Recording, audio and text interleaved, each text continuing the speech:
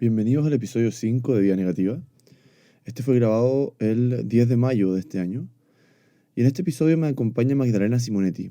Ella es directora ejecutiva de Proyectos Juntos por la Infancia. Tuve la oportunidad de preguntarle sobre su visión de un tema que, francamente, me supera en su alcance, que es el tema de qué hacemos y qué podemos hacer con los niños que sufren diversas situaciones de vulneración en la infancia. Espero les parezca interesante. Buenos días entonces, estoy con Malena Simonetti hoy.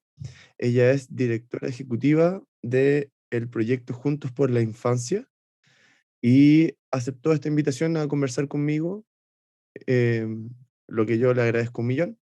Así que ahora voy a dejar que ella se presente y me gustaría que nos pudieras comentar, Malena, cómo llegaste a donde estás ahora. Perfecto, muchas gracias por la invitación, Javier. Contarte que el proyecto Juntos por la Infancia tiene como propósito el poder contribuir con la calidad de vida de los niños, las niñas y los jóvenes que están actualmente viviendo en residencias de protección.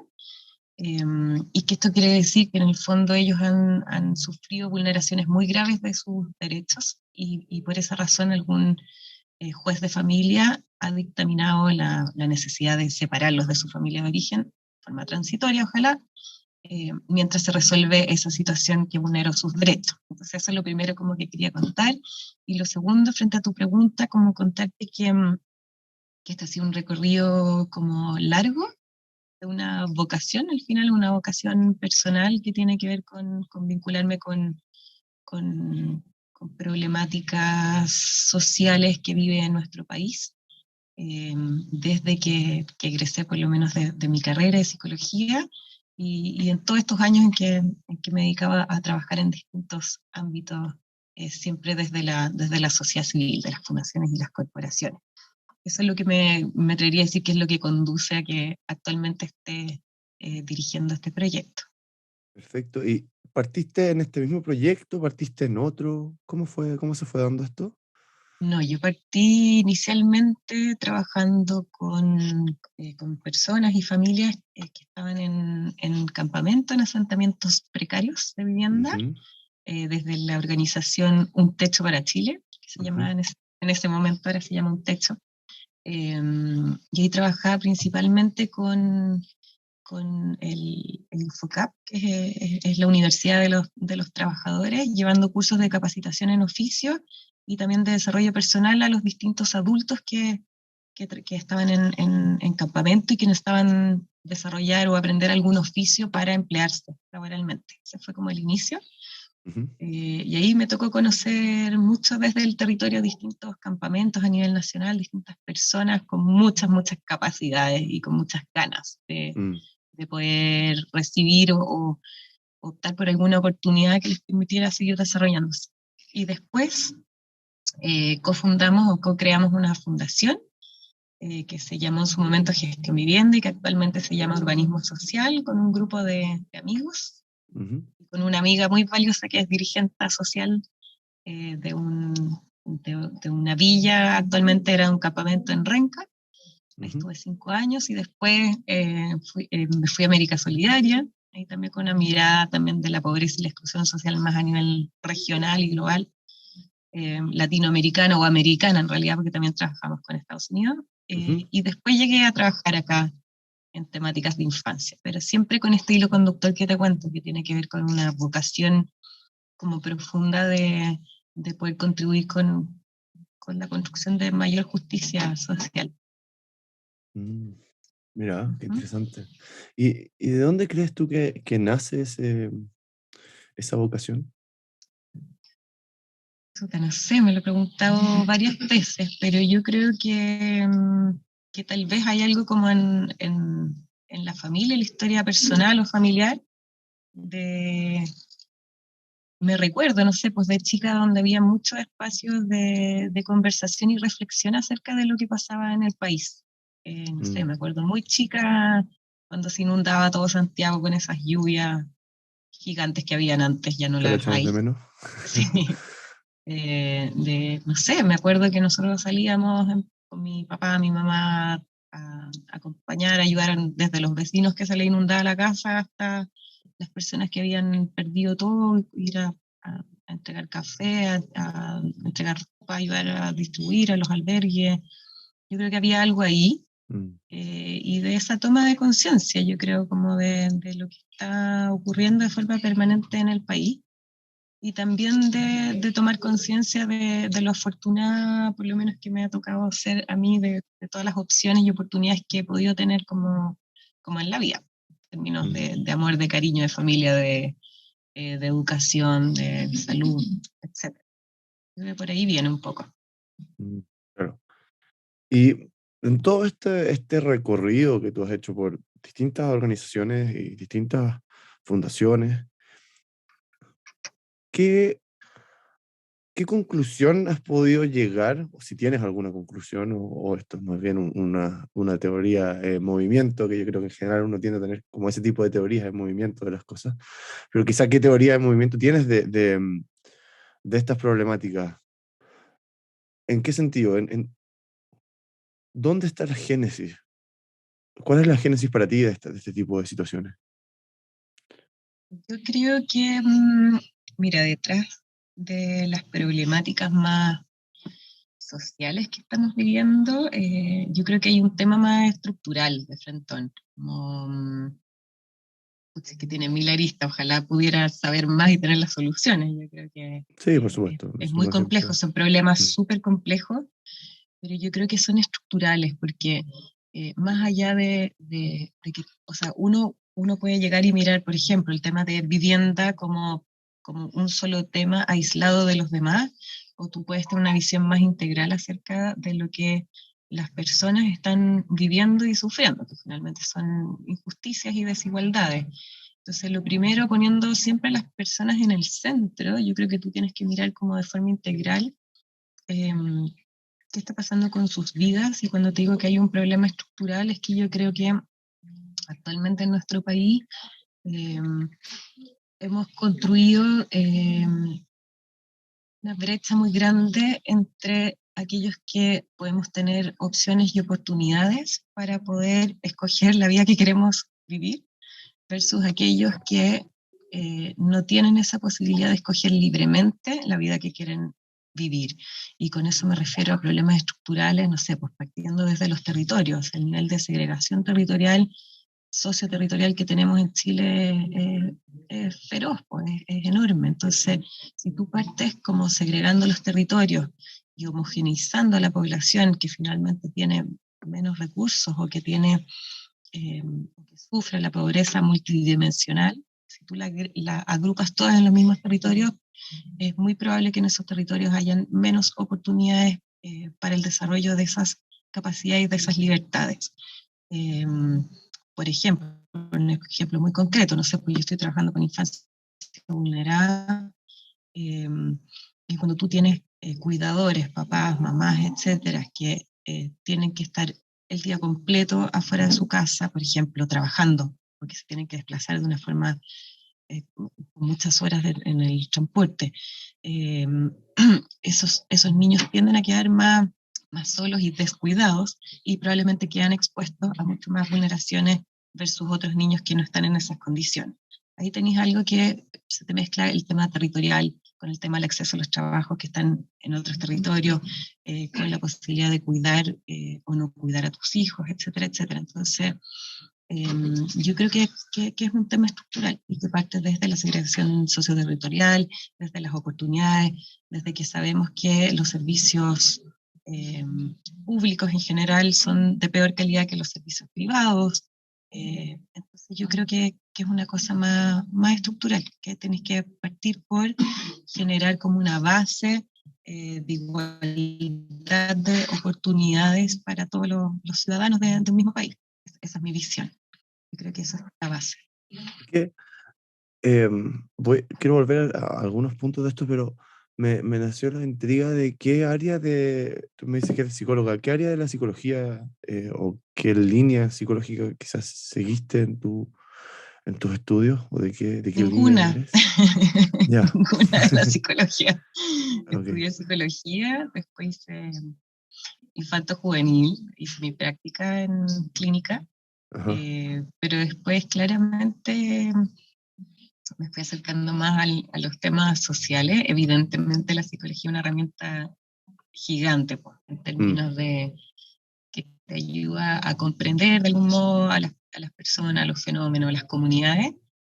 Pero claro, no es ninguna rama específica de la psicología lo que yo he ido siguiendo. Lo que también creo que un mensaje importante, sobre todo lo veo como en las generaciones más jóvenes, que eh, yo creo que estudiar una carrera o algo te da una base y un piso súper interesante en términos como de la formación y de, no sé, pues de poder construir un poquitito más de pensamiento más crítico y Mm. cierta estructura, ¿cierto?, de pensamiento, eh, pero no necesariamente determina lo que tú vas a hacer en el futuro.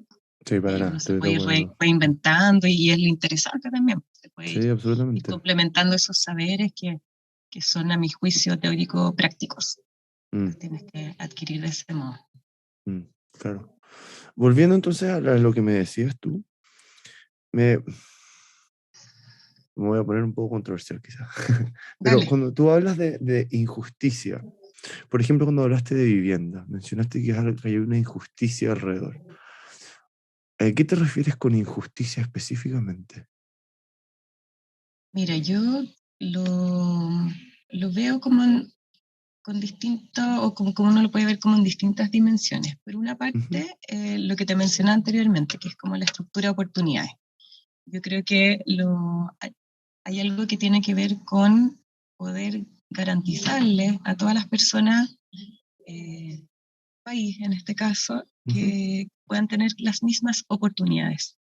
Y con oportunidades me refiero a cosas bien concretas en el ámbito de la salud, de la educación, de la vivienda, del tiempo libre y el esparcimiento, etcétera, mm, ¿cierto? Entonces, yo creo que es muy injusto que algunas personas tengan la posibilidad y tengan las oportunidades de poder escoger en esos ámbitos que son sobre todo materias súper sensibles y relevantes para la vida diaria. Entonces, mm, hay algo que tiene que ver con esa estructura de posibilidades y de oportunidades. Después las personas verán si es que las toman o no las toman, qué camino quieren tomar o no, ahí ya viene tu libertad. Pero para mm, poder ejercer tu libertad, para escoger la vida que quieres vivir, necesitas un mínimo de oportunidades y esas debiesen mm, ser, a mi juicio, iguales para todos los seres humanos. Eso mm, por una parte. Y lo segundo, que también yo creo que la justicia social y por ende la injusticia, eh, está ligada, me atrevería a decir, con dos aspectos más. Uno, que es ujú, con la participación, que efectivamente tú puedas sentirte eh, que, que eres parte de algo, que puedes tener una opinión y que puedes tomar decisiones con respecto a tu vida y a la comunidad donde tú te mueves, ujú, poder participar activamente. Lo segundo que tiene que ver con, o lo tercero en este caso, que tiene que ver con algo ya eh, que es eh, más social y que tiene que ver con todo esto que se ha incorporado también ahora en la evaluación de la pobreza multidimensional, ¿cierto? Que tiene que ver con el trato. Yo creo que también cuando tú no te sientes bien tratado o cuando tú no te sientes un igual en dignidad, mm, como en eso, en lo del trato entre seres humanos, también se provocan muchas injusticias. Entonces, por ejemplo, tú podrías tener resuelto todo el tema de las oportunidades y que efectivamente todos los seres humanos, todos los chilenos tuviésemos las mismas oportunidades, las mismas en términos de educación, de calidad, de salud de calidad, de posibilidades de acceder a vivienda, ¿cierto? Esparcimiento, ocio, recreación, lo que sea, áreas mm, verdes. Pero si tú no te sientes tratado de forma digna, eh, esas injusticias se siguen replicando. Entonces me atrevería a decir, hay millones de teorías y qué sé yo, yo soy cero experta, mm, pero cuando yo te hablo de injusticia social, al menos lo veo en esos tres ámbitos, como en la estructura de oportunidades y de posibilidades para que tú puedas escoger la vida que quieres vivir libremente. Lo segundo que tiene que ver con la participación y sentirte parte de un algo y que efectivamente puedes ejercer tu ciudadanía. Y lo tercero que tiene que ver con el trato y con la dignidad de las personas. ah, súper. Yo, bueno, a mí me pasa con esto que en general es un discurso muy utópico, creo, que suena bien, pero cuando uno habla de igualdad de oportunidades es bien difícil, porque cuando uno plantea cosas desde la biología, por ejemplo, en el fondo nacemos distintos, eh, e incluso dentro de uno, si uno quiere homogeneizar o estratificar, digamos, incluso dentro de los distintos estratos hay oportunidades que son completamente distintas porque las personas somos completamente distintas. Entonces, a mí siempre no siempre, hace un tiempo, me ha costado un poco verlo de esa forma, pensando en que además esta palabra que se usa harto ahora, que es dignidad, ¿qué significa la dignidad? ¿Es la dignidad intrínseca al ser humano y por lo tanto depende de cómo yo me evalúo? ¿O es la dignidad extrínseca y por lo tanto va a depender de que alguien más me la entregue o me la quite? Y yo tiendo a inclinarme más por la primera. Justo ahora estoy leyendo las meditaciones de Marcos Aurelius, que Ujú, son muy interesantes. Y él plantea constantemente algo así, digamos, que esta dignidad es intrínseca, que esta dignidad viene de una unidad con el todo, y que no puede ser externamente determinada, sino que tiene que ser internamente determinada. Entonces, ujú. eh, quizá como de repente volviendo al tema más de psicóloga, no sé si eso te resuena en cierta medida en lo que tú has visto o también entiendo que hay un punto, digamos, en que las vicisitudes inminentes de la vida te impiden ver el, el paradigma más general. O sea, Ujú, cuando uno está preocupado de qué va a comer el día siguiente, es más difícil planificar o la semana siguiente, más al mes, y para qué hablar del año, digamos. ujú. Eh, pero siento que a veces como que armamentizamos esta palabra dignidad sin una definición muy clara de qué queremos decir, de dónde queremos llegar con la definición de dignidad. Sí, estoy de acuerdo. Yo creo que eso pasa en general, Javier, como con prácticamente todos los términos. O Mm, sea, si tú te mm, pones a preguntar qué se entiende por dignidad, claro, vaya a tener multiplicidad de definiciones, interpretaciones, puntos de vista, paradigmas, etcétera. ¿Para qué decir? Imagínate que estamos discutiendo la nueva constitución y la diversidad de opiniones como expectativas que se generan en mm, torno a eso mismo es enorme. Yo no tendería tampoco a homogeneizar los términos, yo creo que es parte de la riqueza que tiene la diversidad de los seres humanos que habitamos el mundo y el mm, globo terráqueo. Sí creo que evidentemente en ciertas conversaciones tú tenés que partir definiendo los términos, ¿no? Y mm, como ponerte de acuerdo y decir, bueno, estamos entendiendo cada uno por dignidad en este caso y que cada uno pueda dar a conocer su punto de vista y si vamos a trabajar sobre eso, al menos tener algún consenso sobre qué estamos entendiendo sobre eso. claro. Pero con lo que tú señalas, yo no leí ese autor, pero algo leo de lo que tú dices de esto intrínseco versus extrínseco. Yo creo que efectivamente, y aquí vuelvo a lo mismo que te planteé anteriormente, Mm, eh, yo creo que sí, o sea, estoy de acuerdo y me resuena mucho el que la dignidad tenga que ser algo intrínseco de los seres humanos, mm, pero ahí también creo que existen situaciones de vida que hacen que muchas veces tú no seas muy consciente de eso. Volviendo a mm, lo que decía mm, anteriormente, si es que tu estructura de oportunidades o posibilidades se ha visto truncada, si es que además estoy pensando en el caso de la niñez y la infancia vulnerada, que es donde yo estoy trabajando actualmente desde el Juntos por la Infancia, si es que tu vida se ha visto atravesada por múltiples vulneraciones y por ende tienes una trayectoria de vida que está cargada de traumas o de claro, claro. situaciones muy traumáticas, es poco probable, no estoy diciendo que sea imposible, porque ahí viene toda Mm, la teoría de la resiliencia, por sí, ejemplo, por que también es supuesto. Mm, fantástica, de personas que han sufrido cosas inimaginables y que tienen unas capacidades y unos talentos y unos recursos que no te puedes ni imaginar. mm, Por eso te digo, nada es blanco o negro, pero en sí, sí. general sí, lo que me toca ver a mí en el contexto de niños, niñas y adolescentes que han pasado por trayectorias de vida con mucho, mucho, mucho trauma y dolor, eh, es probable que muchos de ellos o ellas efectivamente ni siquiera puedan conectarse con esa posibilidad de sentir que la dignidad es algo que está intrínsecamente en ti. ¿Te fijáis? Porque está tan trastocado sus historias de vida, sus límites, no sé si me explico, yo creo que ahí es como puede ser más difícil.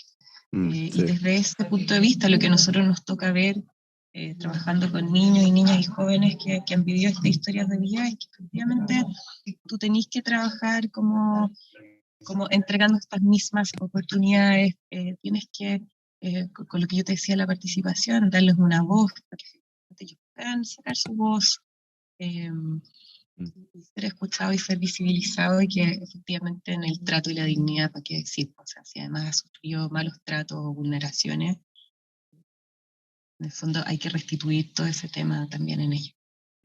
Sí, yo hablaba con un psiquiatra hace poco en el mismo podcast, argentino, que es además psicoanalista. Y él hablaba mucho de sentirse sentido por el otro, como método de sanación y de exploración al final de los traumas. Creo que eso es quizá a lo que tú te refieres con este ser escuchado, con esta participación. En el fondo, si uno lo quiere describir en términos más psicológicos, que obviamente en la Sí, práctica sin se da duda. de mil y una formas, pero claro, el sentirse sentido, que a mí me encantó como el término en sí, porque yo se lo planteaba a él muy similar a lo que plantea Carl Rogers, que es esta predisposición incondicionalmente positiva hacia el otro. Y claro, él me dijo, es básicamente la misma idea, planteada de otros términos, ¿no? Sin duda. Y pasando un poco más al tema más específico, cuéntame un poco cómo funciona el Juntos por la Infancia, porque lo que yo estuve buscando, que forma parte de una comunidad de organizaciones solidarias que están en cierta medida financiadas por la Confederación de Producción y Comercio o asociadas a la Confederación de Producción y Comercio, no queda muy claro. Y que trata de entonces actuar desde 4 líneas, que es este 1+1, que es un hogar, una residencia, una empresa, del ciclo de las artes, que yo tuve la oportunidad de ir con Lorena a una de estas exposiciones que había en el centro de la CCU. CCU, sí. Sí. El programa Apoyo a la Vida Independiente y el proyecto Vincularnos, que tiene que ver con salud mental. ¿Sí? Así es. ¿Entiendo más o menos correcto la estructura o estoy muy perdido? Sí, mira, ahí para contarle un poquito más, pero súper bien. El proyecto Juntos por la Infancia nace hace 5 años y se instala en la Comunidad de Organizaciones Solidarias, que es una corporación sin fines de lucro que busca promover la colaboración y la cooperación entre las distintas fundaciones y corporaciones que existen en nuestro país. Y desde ese lugar, la Comunidad de Organizaciones Solidarias hace una alianza con la Confederación de Producción y Comercio, con el mundo empresarial, para decir, ¿sabéis qué? Hagámonos cargo o contribuyamos, ¿cierto? Porque no es hacerse cargo de la totalidad, pero contribuyamos a los grandes desafíos que tiene Chile de forma conjunta. Y eso, claro, es una visión de mundo también, en el fondo es una declaración donde tú dices, mira, aquí nosotros creemos que tanto la sociedad civil como el Estado y como el mundo empresarial y otros, las universidades, académicos, etcétera, tenemos que contribuir a los desafíos que tiene el país. Y en ese contexto, en esa alianza, nace Juntos por la Infancia, que lo que busca hacer efectivamente es trabajar con los niños, las niñas y los jóvenes que están en residencia de protección, como te comentaba al comienzo, a través de estas 4 líneas. En el fondo, por una parte, y nosotros comenzamos el proyecto generando alianzas entre empresas y sus colaboradores, evidentemente, que estaban territorialmente cercanas a algún hogar o alguna residencia. Físicamente cercana. Físicamente cercana. Claro. Después con la pandemia nos dimos cuenta que lo físico es necesario, pero no es indispensable. Sí, sí. Y para darte un poco más de contexto, hoy en día hay cerca de 220 hogares o residencias de protección a nivel nacional y hay cerca de 4.800 niños, niñas y jóvenes que viven en estos hogares. Entonces nosotros como proyecto estamos trabajando con 65 hogares a nivel nacional, generando estas alianzas. En la actualidad tenemos 42 alianzas operando con distintas empresas, y lo que se hace concretamente es establecer un plan de trabajo y un compromiso a largo plazo, donde la residencia y sus equipos de adultos finalmente levantan ciertas necesidades que van haciendo match con la capacidad que tiene la empresa, con su conocimiento, su know-how, con sus redes, con su voluntariado, con todo lo que se te puede ocurrir para que efectivamente este plan se vaya desarrollando y tenga un impacto en la vida de los niños. Una de las líneas de trabajo. La segunda tiene que ver con el ciclo de las ACTES, que lo que buscamos hacer es, o lo que estamos haciendo es contribuir con el bienestar subjetivo de los niños y las niñas mediante talleres artísticos. Aquí fuimos a convocar a muchos artistas de distintas disciplinas, el ámbito del teatro, la música, la danza, las artes plásticas, y les pedimos que hicieran unos talleres dedicados precisamente para los chicos y las chicas que están en residencia, que se implementan de forma semanal durante todo el año y que les permiten a ellos generar un espacio distinto donde pueden explorar la creatividad, la expresión emocional, el trabajo con otros desde otro lenguaje. Un lenguaje que ya no es tan racional, ¿cierto? Sino que pasa por el cuerpo, pasa por el alma, por el espíritu, por crear, por frustrarte, por destruir, volver a crear, etc. Entonces, eso también contribuye mucho con el bienestar de los chicos y con sus procesos más personales, pues también de trabajo desde lo emocional, lo personal, etc. Esa es la segunda línea de trabajo. La tercera es el apoyo a la vida independiente de los jóvenes. Durante estos años nos hemos dado cuenta que hay un dolor muy grande que tienen los jóvenes que están a punto de egresar de los hogares. Hay muchos de ellos que por sus circunstancias de vida y sus entornos familiares no regresaron a sus familias de origen, ni regresaron a las familias o a las casas de familiares más cercanos, no tuvieron esa opción, no habían adultos que pudiesen hacerse cargo de forma sana de ellos. Y son chiquillos que se van quedando en las residencias y que finalmente egresan de esos hogares cuando cumplen 18 años o a los 20 y tantos después de su estudio, y que no tienen muchas opciones afuera, y que tienen el gran desafío de insertarse laboralmente o insertarse en la educación superior, conseguir una vivienda, etcétera, etcétera. Hacerse cargo de sus vidas a una edad bastante temprana. Entonces nosotros desarrollamos esta línea de trabajo para poder acompañar esos procesos y acompañar a esos jóvenes durante ese proceso. Esto no lo hacemos solos desde el Juntos por la Infancia, lo hacemos en una articulación con una red grandota de organizaciones que tienen la expertise, que acompañan, y estamos trabajando en el fondo por brindar, volviendo al tema de las oportunidades, esa estructura de oportunidades que requieren. ¿Y hace cuánto tiempo está esto implementado o hace cuánto tiempo partió este programa? Partimos, mira, a propósito de la pandemia y las oportunidades que trajo la pandemia, nos dio la oportunidad de poder pensar de verdad en este tema y poder empezar a juntarnos con personas que habían egresado de distintos hogares. Y esas personas fueron las que nos iluminaron y nos indicaron cuáles eran las principales como temáticas y los principales dolores y desafíos que tenía el sistema.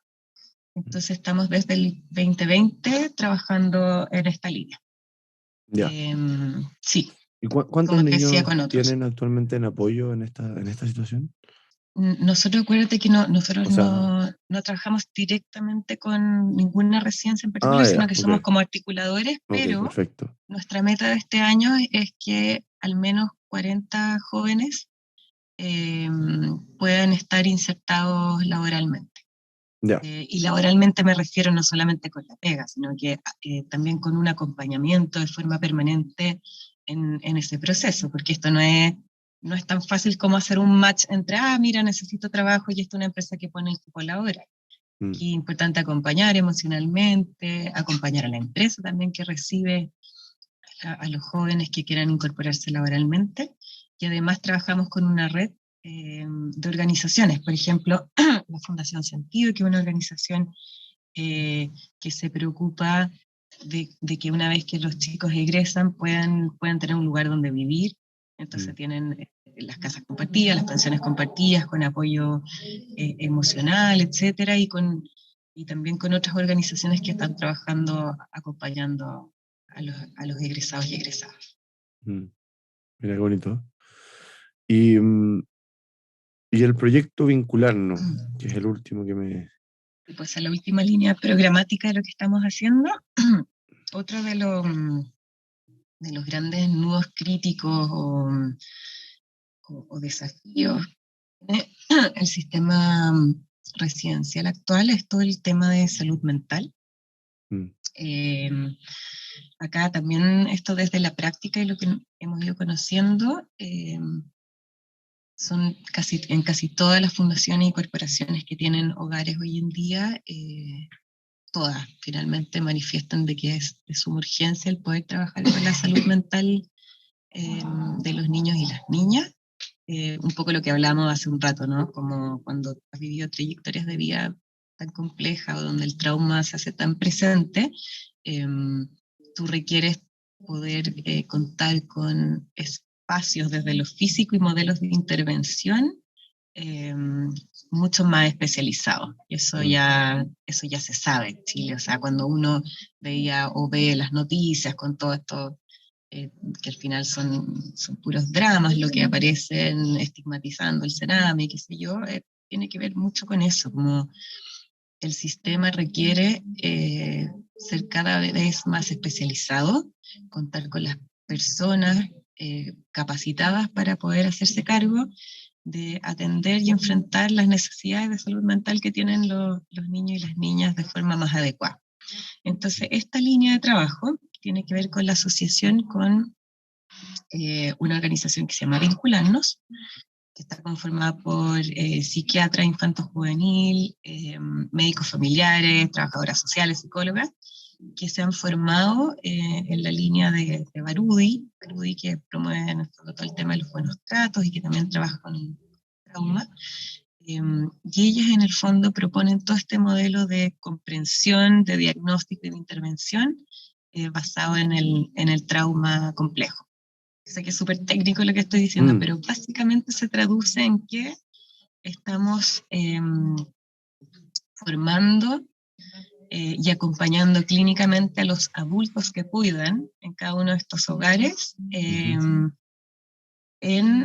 Lo estamos, claro, es una formación en una mirada que tiene que ver con poder entender las necesidades de salud mental que tienen los niños desde una mirada más de la neurociencia, del neurodesarrollo, de los buenos tratos, del apego, etcétera, para poder diagnosticar de forma más pertinente y para poder generar planes de intervención que sean más efectivos para los niños y las niñas. Tiene que ver con eso. ¿Mencionaste a un autor, Barudi? ¿Me dijiste? Sí, Jorge Barudi. No lo conozco. ¿El apellido es con B larga o B corta? B larga, súper interesante. Él habla de los buenos tratos a la infancia y él vive en España hace harto tiempo y ha trabajado mucho en temas de trauma y bueno, buenos tratos, bien seco. Te lo recomiendo. ¿Y él ha tenido una asociación directa con ustedes o en general es estudiar su trabajo y en base a eso orientar las políticas? Él y su mujer armaron un centro en España hace mucho tiempo de los buenos tratos y hacen mucha capacitación con respecto a estos temas. El equipo de Vincularnos se ha ido formando con ellos. Esto es algo como más novedoso acá en Chile. O sea, han tenido una vinculación directamente con el centro español, de formación, digamos. Okay, sí. Perfecto. Y eso es súper bueno porque al final es una mirada distinta. Y lo que te permite hacer es como, en vez de mirar solamente la sintomatología de los niños o los diagnósticos más clínicos propiamente tal, te pongo un ejemplo concreto, en vez de decir, niño que está súper desregulado emocionalmente y qué sé yo, tiene un diagnóstico de bipolaridad y empieza a funcionar desde su etiqueta o su diagnóstico, tú lo que empiezas a hacer es a mirar a ese mismo niño desde su historia y desde distintos ejes. En el fondo empiezas a decir, ya, si empiezo a pensar desde el neurodesarrollo, que probablemente dado su historia, su cerebro tiene menos conexiones neuronales y por ende está funcionando como el cerebro de un niño de 3 años, si tiene 15, por ejemplo, te permite entender que la desregulación que está viviendo no es porque el niño sea solamente bipolar o porque es un niño súper complejo, porque ahí empiezan a etiquetar a los chicos, sino que efectivamente les falta madurez cerebral y eso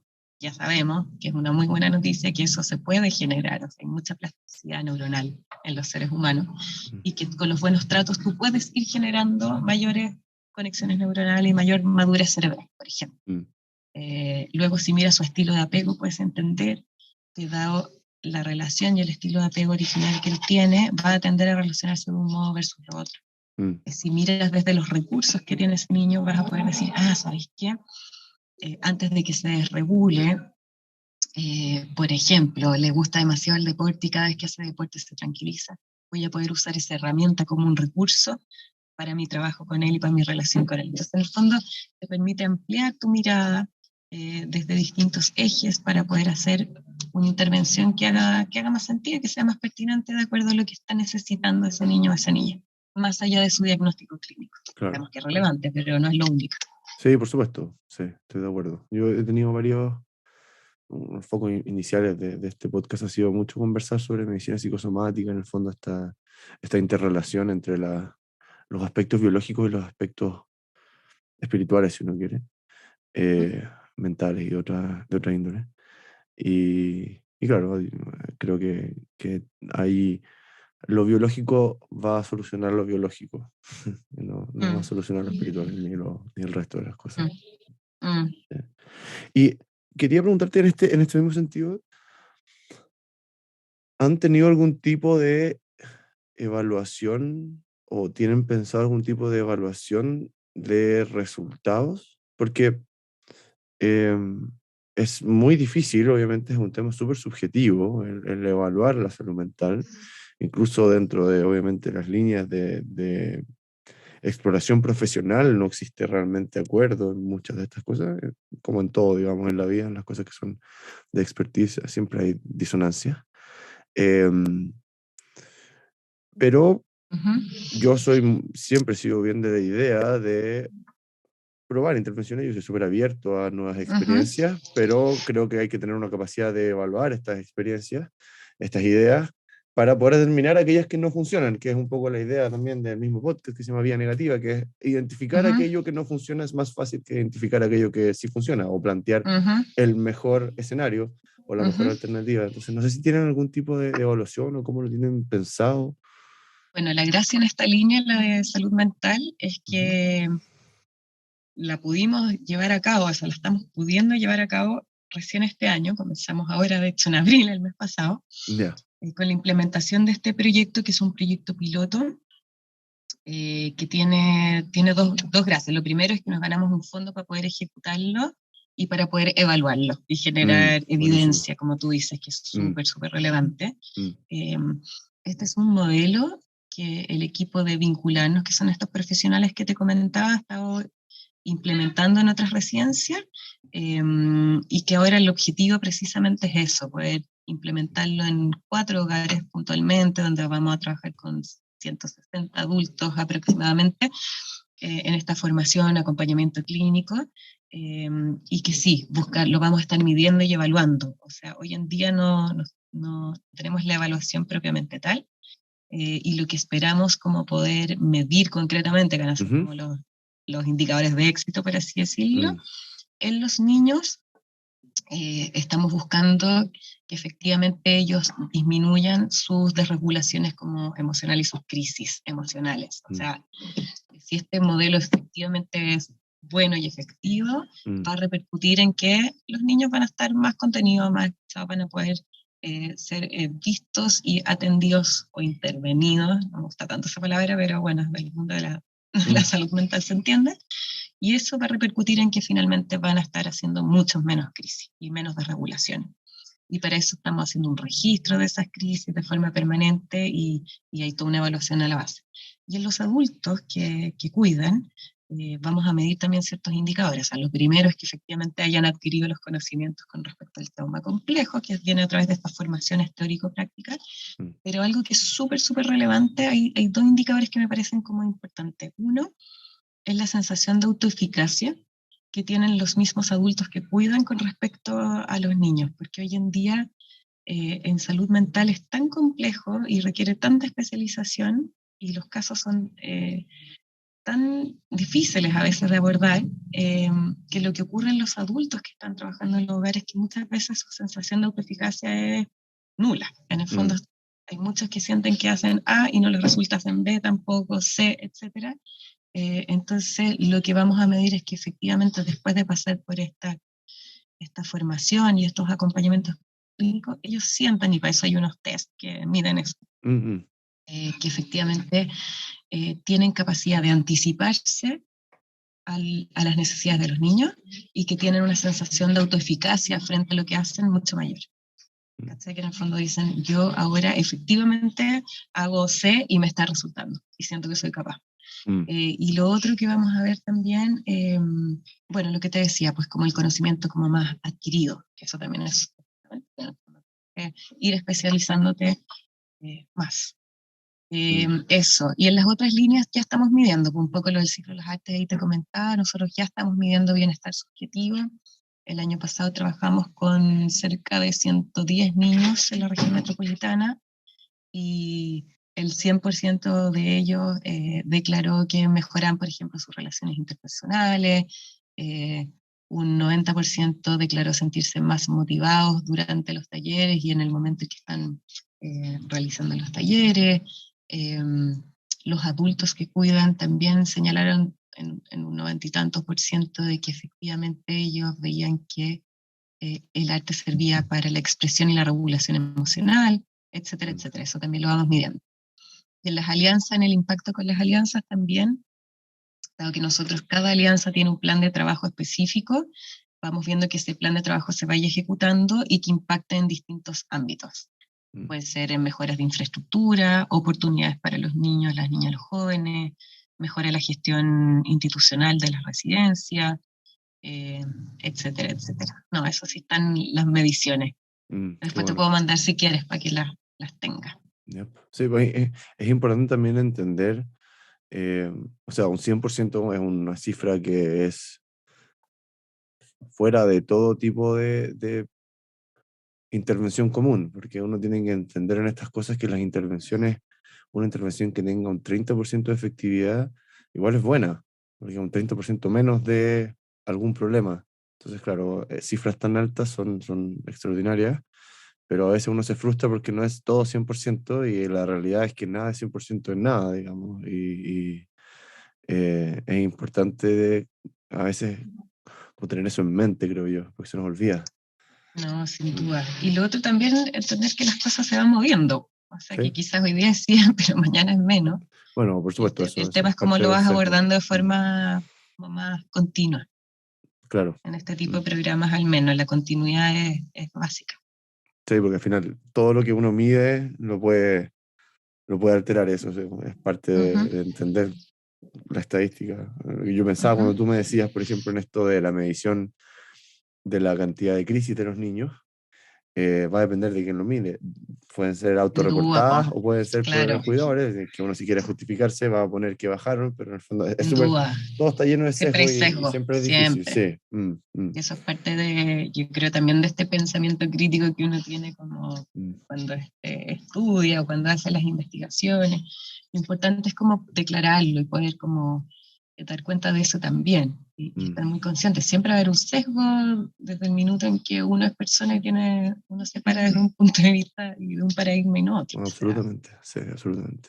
a mi juicio la objetividad no existe mucho. No, en el fondo estoy de acuerdo. De hecho, es uno de los temas también que he conversado últimamente, que ¿qué significa ser objetivo? ¿Qué significa una realidad concreta? Es muy difícil de definir.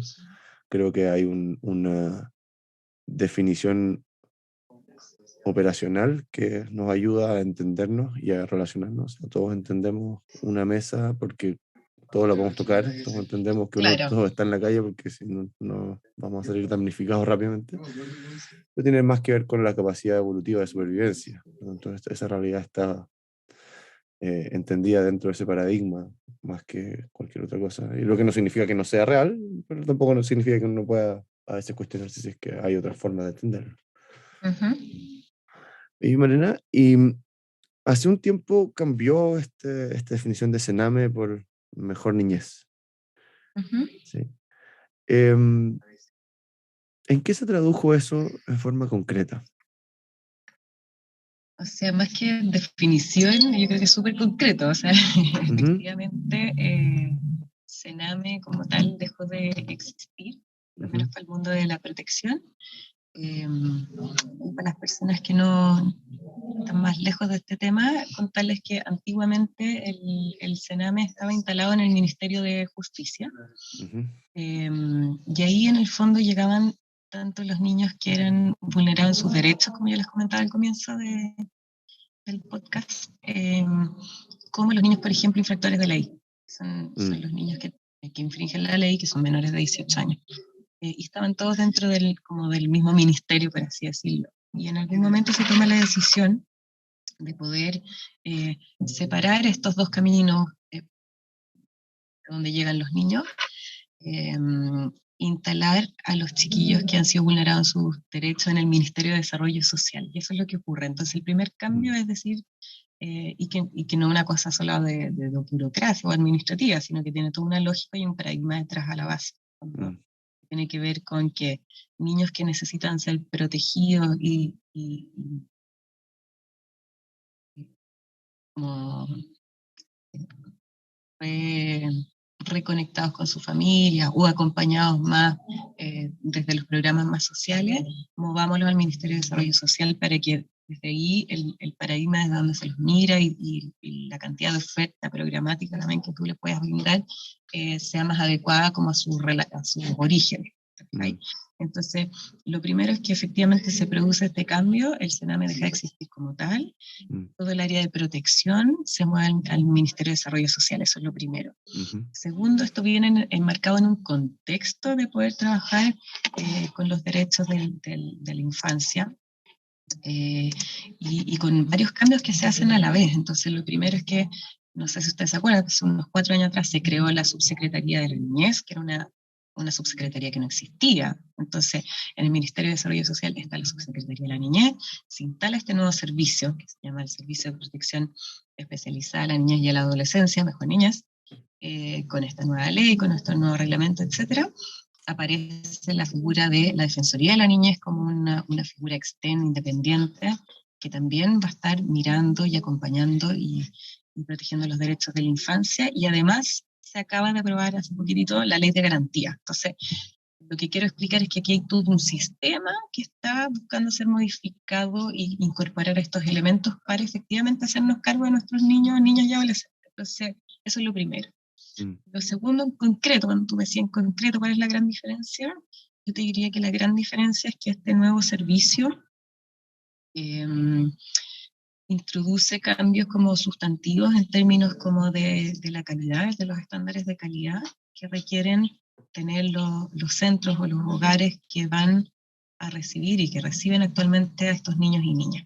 En términos calidad en su modelo de intervención, calidad en sus modelos de prevención de ciertas situaciones abusivas que podían ocurrir o que ocurrieron en el pasado, calidad en términos de la infraestructura y la habitabilidad, de la gestión institucional, del modelo de intervención, y precisamente también en las líneas programáticas, en el fondo, en todo lo que se hace y se tiene que llevar a cabo dentro de cada una de las residencias, entre otras cosas. También hay un consejo de expertos que va a estar mirando y acompañando este proceso, se está exigiendo mayor capacitación y especialización de los equipos. O sea, hay muchas cosas que al menos en la ley están sugeridas y que eso tiene que empezar a ocurrir ahora en la práctica. Ahora, recordarte que el cambio recién no me acuerdo si fue septiembre o octubre, creo que el 1 de octubre del año pasado, recién empezó a operar Mejor Niñez. Entonces, tú sabes que los cambios son un poco lentos, sobre todo en el aparato más público, y estamos con un cambio de gobierno. Entonces, no es menor estos meses en que ha sido bastante como movido al sistema residencial en general. Pero esos son los principales cambios que me atrevería a decir que trae este nuevo servicio de Mejor Niñez. Mariana, y en esta diferencia, separación de los caminos que hubo con respecto a aquellos niños que requieren protección y aquellos niños que requieren ser, requieren proteger al resto de la sociedad, de ellos quizás, si uno quiere plantearlo de ese paradigma, digamos. A pesar También de que requieren obviamente todo esto protección, creo yo, siempre, pero por bueno. supuesto, siempre todo es medio mixto, pero en el fondo para separar los protegidos de los a proteger. ¿Qué pasa con esos niños actualmente?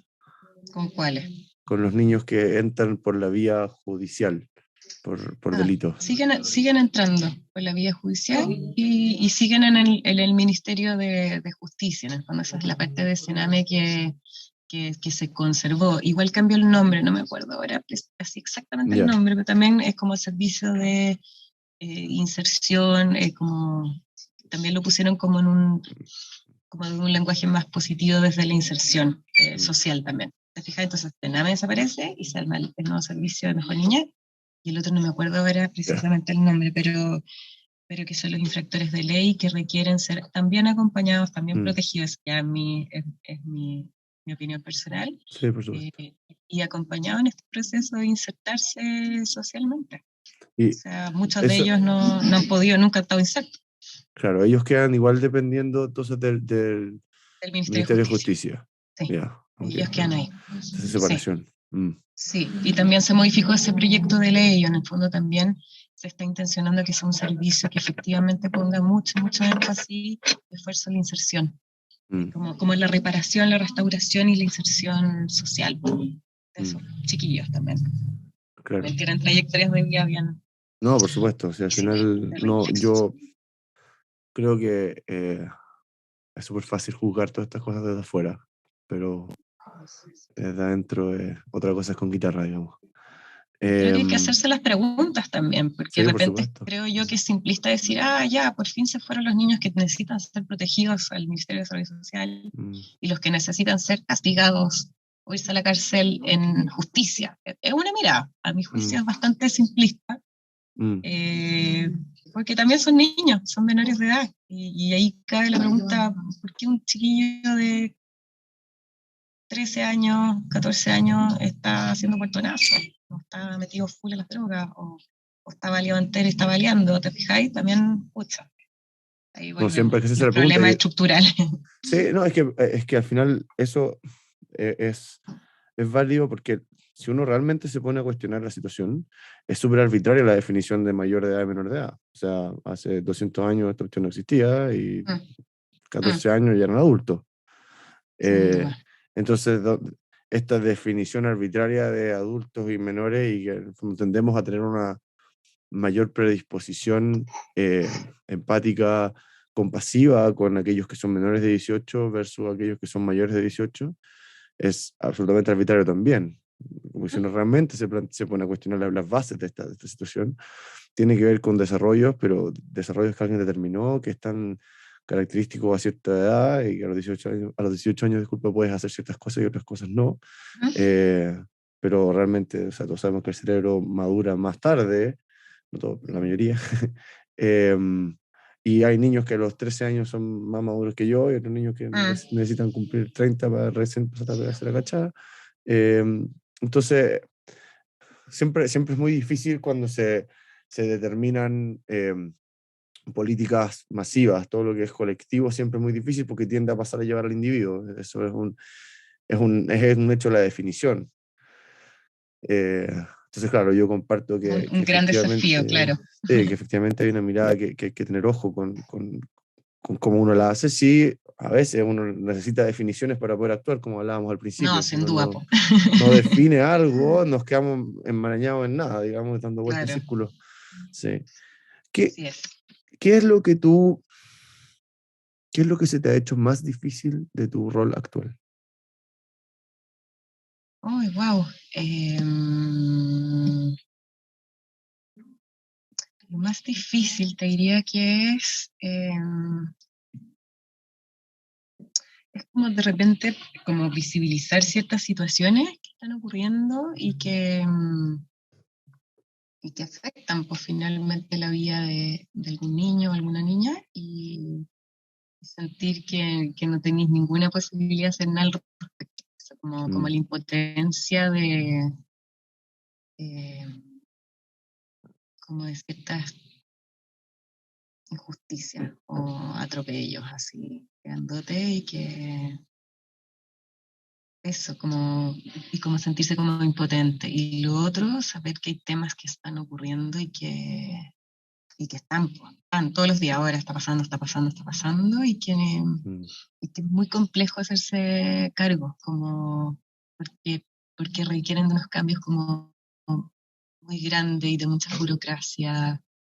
Eso, diría que eso es lo más complejo, ¿sabes? Mm, Que en el fondo es más allá del proyecto, si el proyecto a nosotros nos ha funcionado, funciona bien y anda y es siempre desde la esperanza, desde la luz, de cosas positivas, pero es como mm, cuando te ponían en el lado oscuro, así, por ejemplo, un ejemplo muy concreto que tiene que ver con la red de explotación sexual que existe con respecto a las niñas, a las jóvenes que están en los hogares, y ahí viene toda la variable de género, que no es menor, es súper distinto ser mujer, niña en una residencia versus un hombre, mm, y que cuesta mucho frenarla.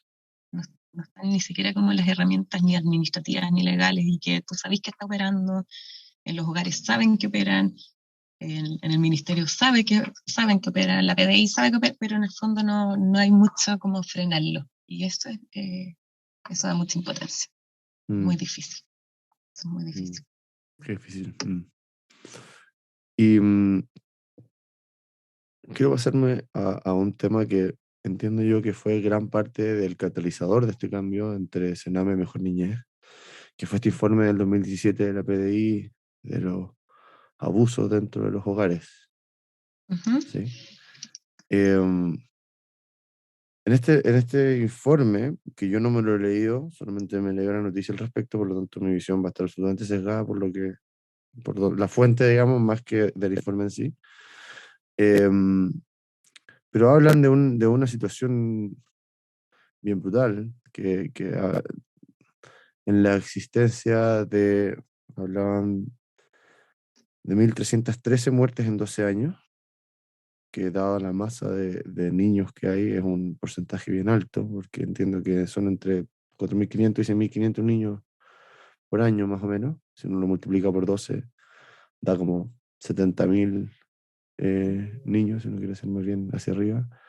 No, pues 1.300, son 1.300 niños claro, en 12 1.300 años. niños en 12 años. Si uno dice en el fondo la cantidad de niños totales en 12 años son como 70.000 que han pasado en esos 12 años por ese NAME, 1.300 de 70.000 son, es un porcentaje que no es para nada bajo, es sobre un 10%. Ujú.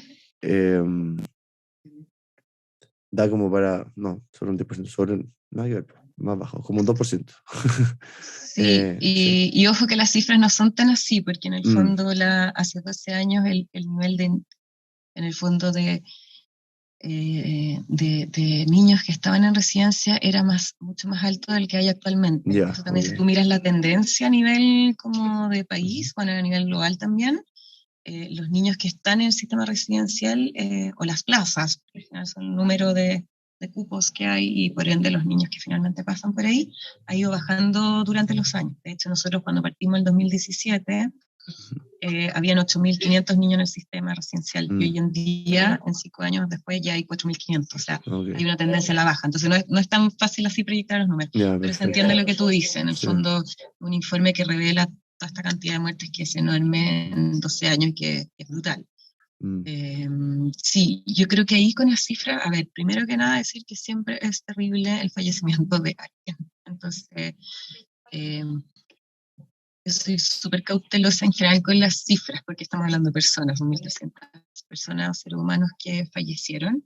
mm, Lo que tengo entendido, yo no me he metido como en el detalle del detalle, es que en esa cifra Hay cifras de muertes de personas que naturalmente iban a morir. Eso, a Por eso quería ejemplo, llegar.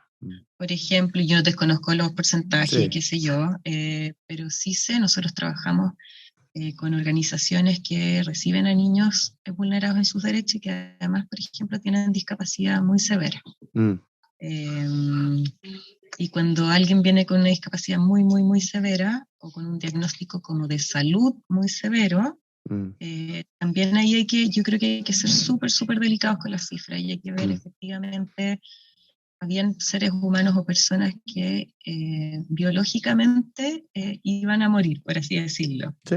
Yo creo que hay que tener mucho cuidado como con ser sensacionalista y lo que ocurre es que se da a entender que las 1.300 son muertes casi que ocasionadas por otros seres humanos contra esos niños. Me ha tocado conocer casos donde se dieron accidentes, donde se resultó en el fallecimiento de un niño, como accidentes que nos podría pasar a cualquiera de nosotros en casa, o un niño que se cayó ahogado, o sea, han habido efectivamente casos de negligencia, han habido casos de muertes más naturalmente biológicas, que en el fondo estaban destinados a su cuerpo a morir. Entonces, yo creo que hay que ser muy delicado con las cifras, y sí creo que hay que, y esa es mi postura, yo creo que si uno conoce y ve situaciones que requieren denuncia, siempre denunciar y siempre poner el foco en los niños y las niñas y en sus derechos. Y también creo, y esto es una postura bien personal y de quienes estamos en este proyecto, que también tenemos que contribuir para que el sistema vaya perfeccionándose y vaya disminuyendo esas brechas que tiene con respecto a estos nuevos críticos. Y desde ahí contribuir como desde el apoyo que uno pueda brindar desde lo público-privado con el Estado, a las mismas organizaciones, y eso, para que no se repitan estas cifras u otras cosas. Sí, claro. Sí, porque cuando uno lee en el fondo 1313 efectivamente pasa eso, por eso yo quería llegar a esa cifra, porque uno se le olvida que también los niños tienen cáncer, que la principal causa de muerte en adultos jóvenes y niños son accidentes de tránsito. Claro, hay un montón fondo... a lo que voy es que detrás de esas cifras hay que tener mucho cuidado, porque hay seres humanos que efectivamente han muerto y están sus familias, y eso es delicado, son personas también, porque se usan esas cifras sensacionalistas en general. Entonces, siempre frente a la situación uno tiene que hacer el doble clic, el triple clic, todo. Tampoco caer en defensas corporativas, porque no hay caso. Pero hay que ser cuidadosos, creo yo. Sí. Y sin duda mejorar y denunciar todo aquello que haya que mejorar y denunciar. Sí, por eso te decía que no me leí el informe en sí, porque cuando uno lee la noticia, digamos, lee esto y no lee el informe, porque cuando probablemente está el desglose de esto, y uno puede enterarse que son 100 o que son 900 o que son 3. O sea, sí, no, porque entonces, tampoco hay tanta precisión, sabe, pero... Claro, pero seguro que hay un mayor desglose de esa cifra. No creo que sea tan tirada como así nomás. Y Javier, yo voy a tener que ir partiendo ahora, porque tengo una reunión un poco agenda, sí, pero... Sí, no te preocupes, no te preocupes. Pero muchas gracias. Para cerrar, Mariana, cuéntanos cómo alguien que se quiera acercar a esto, dónde puede hacerlo, alguien que quiera ayudar, alguien que quiere proponer ideas, ¿dónde pueden acercarse? Bueno, nosotros estamos muy, muy, muy abiertos a través de la página web www.juntosporlainfancia.cl. Ahí hay un contacto, nos pueden contactar directamente si es que tienen ganas de sumarse, de acercarse, si es una empresa que quiere colaborar y hacer una alianza a largo plazo de vinculación con una residencia, o si eres un joven o una joven que egresó y necesitas algún tipo de apoyo, lo que sea, o algún artista que quiera vincularse al ciclo de las artes. Felices de poder escuchar y recibir comentarios, apoyos, lo que sea. A través de la página web también tenemos Instagram y LinkedIn, ahí nos pueden ver en las redes sociales también. Bueno, Juntos por la Infancia, ¿escrito completo o con una X en vez de por? Completo. Todo muy bien escrito. Juntos por la infancia.cl. Sí. Perfecto. Ya pues va a quedar igual el link cuando subamos el podcast en los comentarios abajo, así que cualquier persona que quiera. Súper, y muchas gracias Javier por el espacio, por la conversación y por el interés pues, en este tema. No, gracias a ti. Espero que me interesa, o sea, ahora investigando en esto, llegué a este informe, ahora quedé metido en quién hizo un informe, cómo se hacen estas cosas. Así que nada, esto siempre es Sigue una espiral. leyendo y nos puedes seguir ahí invitando a conversar. Feliz, feliz. Muchas gracias, Marina. Que estés muy bien, que muy tengas un buen día. bien. Gracias, igual. Chao, chao.